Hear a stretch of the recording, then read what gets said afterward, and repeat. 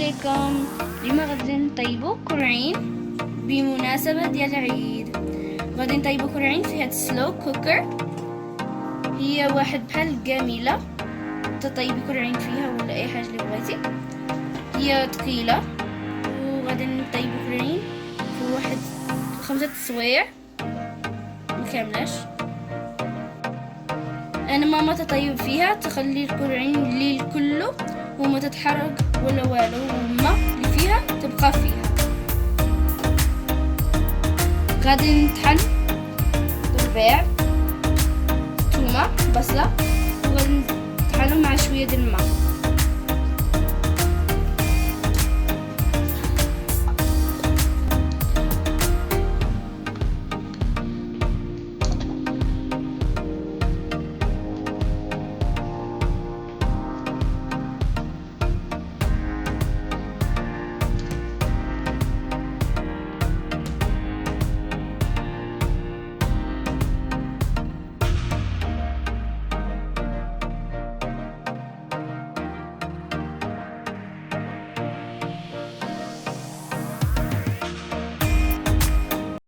غادي ندير الكامة، ملحة،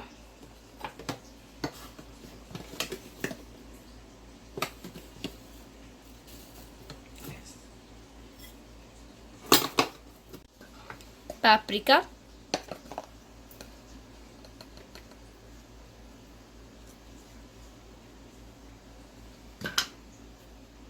خرقوم،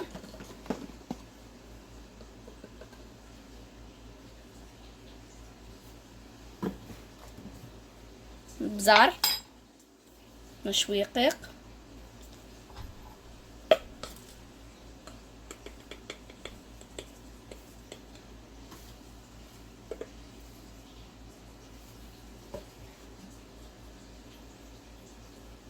سكينجبير،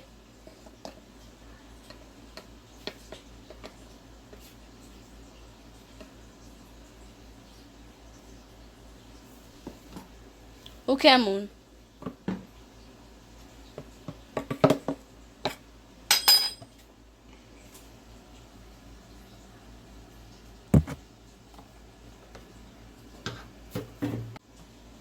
وغادي نزيد شي شويه ديال زيت العود.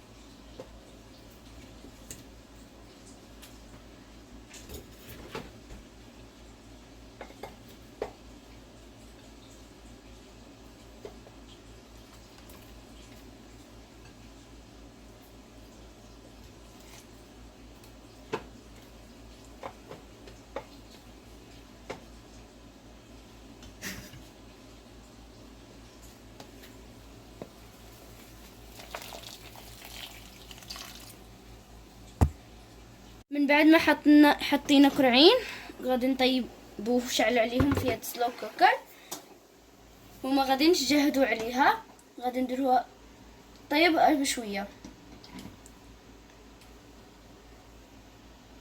ودابا غادي نشعل عليها، غادي تطيب بشويه.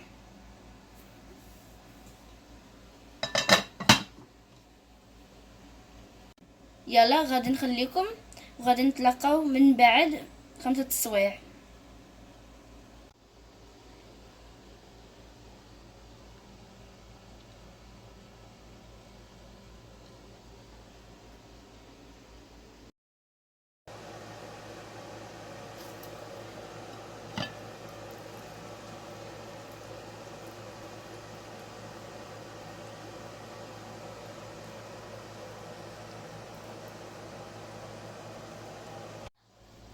هانتوما تشوفوا نفس الماء اللي درت باقي فيها، وقلنا هكاك ما تتحرق ولا والو.